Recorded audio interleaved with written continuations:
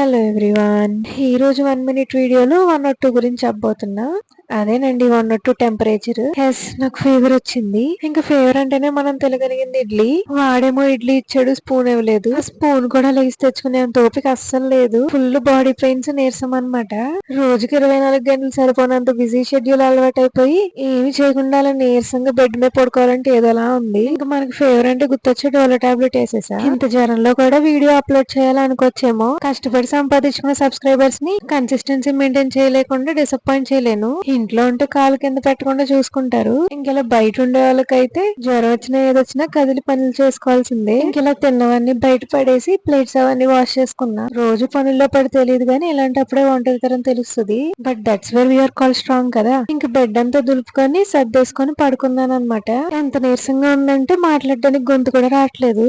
సరే మరి ఈ వీడియో కింద బాయ్.